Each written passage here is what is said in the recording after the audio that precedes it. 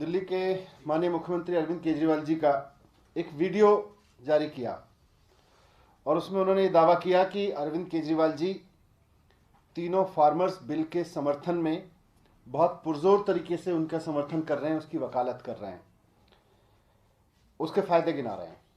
तो मैं चाहता हूं पहले तो एक बार मैं वो वीडियो दिखा दूं आपको जो कल भारतीय जनता पार्टी ने जारी किया था।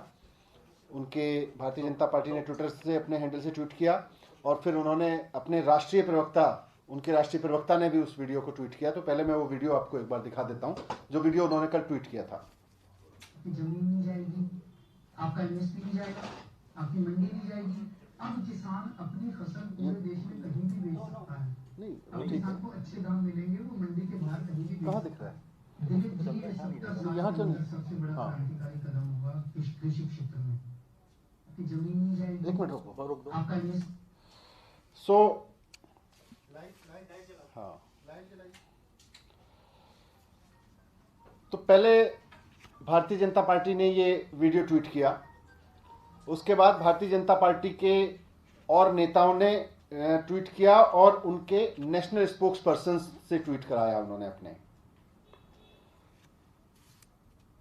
दरअसल ये वीडियो जो है वो अरविंद केजरीवाल जी के एक टीवी इंटरव्यू का एडिटेड डॉक्टर्ड वर्जन है, जिसमें कहीं कहीं से शब्द उठा के, कहीं कहीं से कुछ कुछ लाइन उठा के, उसको जोड़ तोड़ के भारतीय जनता पार्टी ने एक फर्जी स्टोरी क्रिएट करने की कोशिश की है। अरविंद केजरीवाल जी की एक फर्जी बाइट क्रिएट करने की कोशिश की है भारतीय जनता पार्टी ने और उनके नेता संबित पात्रा जी ने। अब मैं आपको ये दिखा रहा हूं कि ये इंटरव्यू जो था वो ओरिजिनल क्या था, कहां कहां से उन्होंने क्लिप्स उठाई, उसमें से कौन सा बाइट डिलीट की और फिर इस तरह की क्लिप बनाई जिससे ऐसा लगे कि अरविंद केजरीवाल जी तीनों किसान कानूनों के समर्थन में उसके फायदे गिनाने का इंटरव्यू दे रहे हैं। वो पहले ठीक से नहीं चला था, पहले वो वाली बाइट चलाओ, पहला वाला बाइट चलाओ पहले। जमीन नहीं जाएगी, आपका इन्वेस्टमेंट नहीं जाएगा, आपकी मंडी नहीं जाएगी। अब किसान अपनी फसल पूरे देश में कहीं भी बेच सकता है। अब किसान को अच्छे दाम मिलेंगे, वो मंडी के बाहर कहीं भी बेच सकता है। दिलीप जी ये 70 साल के अंदर सबसे बड़ा क्रांतिकारी कदम होगा कृषि क्षेत्र में। ये पहला वो था। अब इसका देखिए कि जो ओरिजिनल टीवी इंटरव्यू था और जो इन्होंने बीजेपी ने कुचक्र साजिश रची है उसको देखिए। मैं यहां उसका पर्दाफाश कर रहा हूं। जमीन नहीं जाएगी, आपका इन्वेस्टमेंट नहीं जाएगा, आपकी मंडी नहीं जाएगी। भाषण में कहते हैं जी किस तरीके से आपकी जमीन नहीं जाएगी, ये तो फायदा नहीं हुआ, ये तो दी जमीन तो दी। आपका इन्वेस्टमेंट नहीं जाएगा तो ये तो फायदा नहीं हुआ, ये तो था ही। आपकी मंडी नहीं जाएगी, ये तो था ही। फायदा क्या हुआ? एक भी इनका नेता एक भी फायदा नहीं गिना पा रहा। अब किसान अपनी फसल पूरे देश में कहीं भी बेच सकता है। अब किसान को अच्छे दाम मिलेंगे, वो मंडी के बाहर कहीं भी बेच सकता है। अब किसान अपनी फसल पूरे देश में कहीं भी बेच सकता है। यही फायदा गिनाते हैं ना ये। अब किसान को अच्छे दाम मिलेंगे, वो मंडी के बाहर कहीं भी बेच सकता है। दिलीप जी ये 70 साल के अंदर सबसे बड़ा क्रांतिकारी कदम होगा कृषि क्षेत्र में। एक तो ये तीनों किसान बिल वापस लें और दूसरा एमएसपी का जो वो मांग कर रहे हैं कि एमएसपी की गारंटी का कानून लाया जाए। एमएसपी स्वामीनाथन आयोग के हिसाब से 50% प्रॉफिट के हिसाब से जितनी कॉस्ट है उसका 50% ऐड करके एमएसपी तय की जाए। अगर ये आ गया, दिलीप जी ये 70 साल के अंदर सबसे बड़ा क्रांतिकारी कदम होगा कृषि क्षेत्र में। तो किस तरह से जानबूझ के उसमें से लाइनें एडिट करके, डिलीट करके, शब्दों को जोड़ तोड़ के पूरा doctored video Bharatiya Janata party ने अपने हैंडल से और फिर अपने नेशनल प्रवक्ता, राष्ट्रीय प्रवक्ता के हैंडल से ट्वीट किया, ये दिखाने की कोशिश करते हुए कि देखिए अरविंद केजरीवाल जी किस तरह से किसानों के समर्थन में, किसान बिलों के समर्थन में इंटरव्यू दे रहे हैं। तो जब मैंने ये वीडियो देखा कल तो मुझे गुस्सा भी आया कि इतनी नीचता पर उतर आए हैं भारतीय जनता पार्टी के लोग, इतनी गिरी हुई हरकतों पर उतर आई है भारतीय जनता पार्टी कि अब टीवी पर चले हुए इंटरव्यूज को जोड़ तोड़ के, उनको तोड़ मरोड़ के अरविंद केजरीवाल जी की बाइट दिखाने की कोशिश कर रही है। तो मुझे इस पर गुस्सा भी आया। लेकिन साथ साथ मुझको भारतीय जनता पार्टी पे दया भी आई। मुझे भारतीय जनता पार्टी के नेताओं पे दया भी आई। दया इसलिए आई कि जिस पार्टी की केंद्र में सरकार है, जिस पार्टी की देश के कई बड़े बड़े राज्यों में सरकार है और कई वर्षों से सरकार है, और अब तो केंद्र में भी उनकी 7 साल की सरकार हो गई, जिसके नेता, जिस भारतीय जनता पार्टी के नेता प्रधानमंत्री नरेंद्र मोदी जी हैं, वो पार्टी इतनी बेचारी हो गई कि उसको अपने कृषि कानूनों की विश्वसनीयता कायम करने के लिए अरविंद केजरीवाल जी की बाइट को तोड़ मरोड़ के चलाने की जरूरत पड़ गई। आज भारतीय जनता पार्टी विश्वसनीयता के भरोसे के इस संकट तक गिर गई कि उन्हें अपनी सरकार के कृषि कानूनों की विश्वसनीयता लाने के लिए अरविंद केजरीवाल जी की टूटी फूटी डॉक्टर बाइट का सहारा लेना पड़ रहा है। मुझे इस बात पे दया आई। ये बात आज सही है कि भारतीय जनता पार्टी के नेता उनके सत्ता में होने के बावजूद, केंद्र में सत्ता में होने के बावजूद और उनके राज्यों में सत्ता होने के बावजूद आज बेचारे महसूस कर रहे हैं, आज असहाय महसूस कर रहे हैं, क्योंकि उनकी जनता में जो स्थिति हो गई है, आज हालात ये है कि भारतीय जनता पार्टी के नेताओं पे जनता भरोसा नहीं कर रही है। भारतीय जनता पार्टी के मुख्यमंत्रियों पे जनता भरोसा नहीं कर रही है। प्रधानमंत्री नरेंद्र मोदी जी बार बार किसान के लिए हित में है, ये कृषि कानून किसानों का बहुत फायदा पहुंचाएंगे, ये देश के बहुत हित में है। पिछले 1 महीने में कई बार प्रधानमंत्री जी फायदे गिना चुके हैं, लेकिन जनता मानने को तैयार नहीं है। देश का किसान मानने को तैयार नहीं है कि देश के प्रधानमंत्री ने हमारे हित में कोई काम किया है। देश के किसान को यह बात समझ में आ रही है कि प्रधानमंत्री जी ने और भारतीय जनता पार्टी ने उनके साथ विश्वासघात किया है, धोखा किया है उनके साथ में।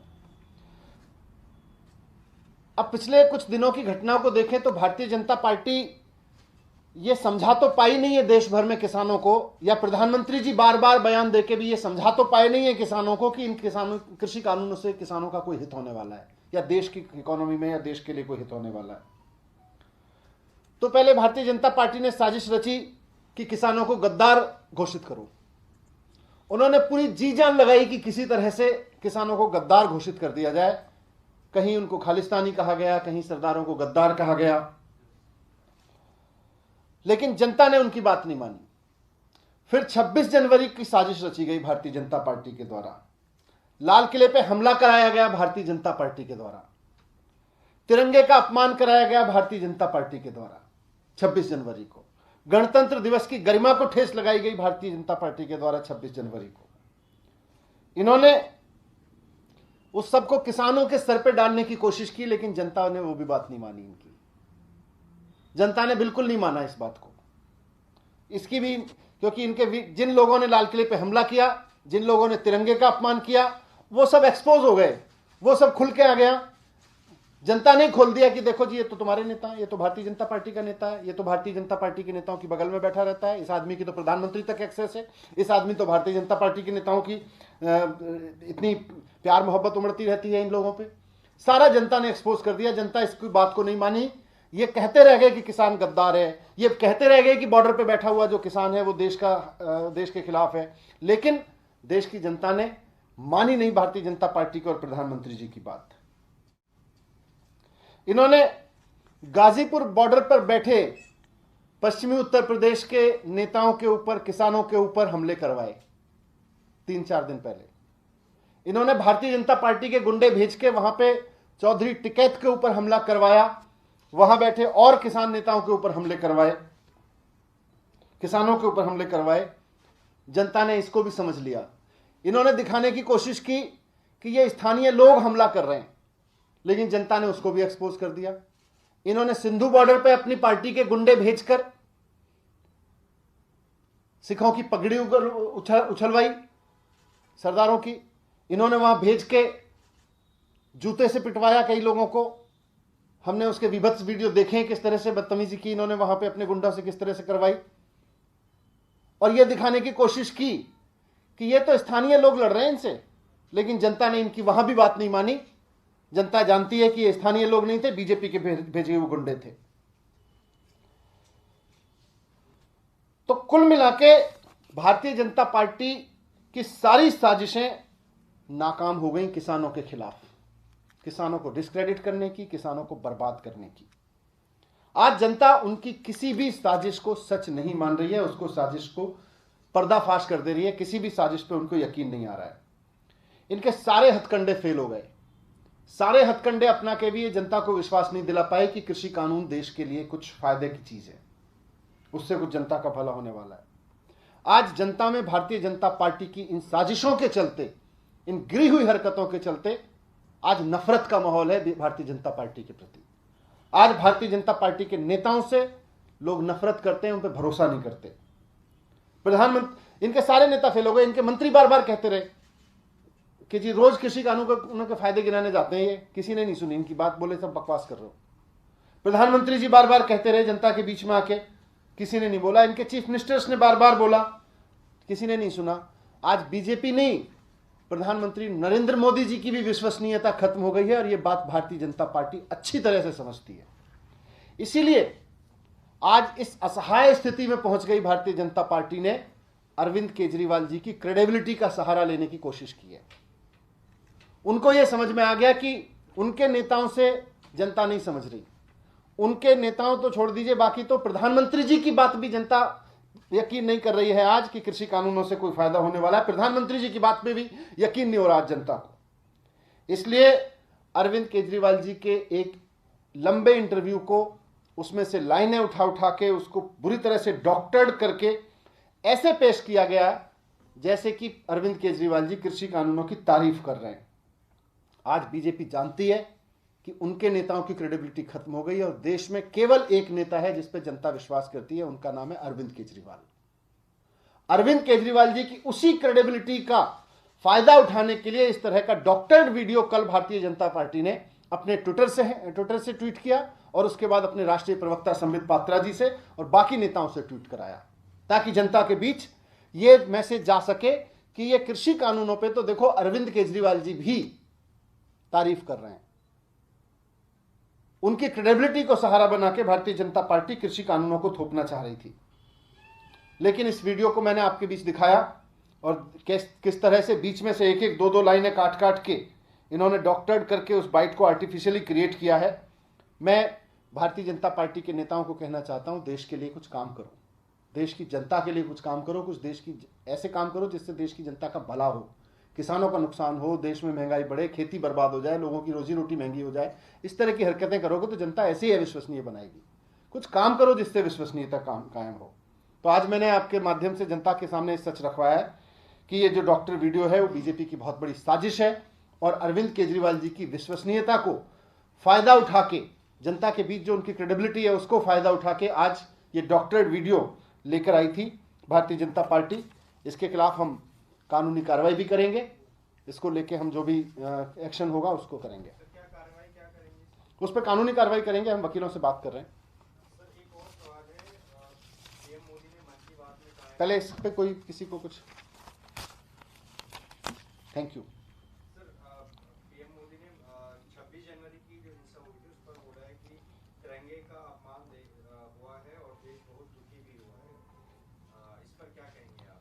मुझे पूरी उम्मीद है कि माननीय नरेंद्र मोदी जी सोशल मीडिया पे काफ़ी एक्टिव रहते हैं, प्रधानमंत्री जी, उन्होंने सोशल मीडिया पर वो वीडियोस देख लिए होंगे कि तिरंगे का अपमान करने वाले लोग, हिंसा फैलाने वाले लोग किस तरह से भारतीय जनता पार्टी के लोग थे।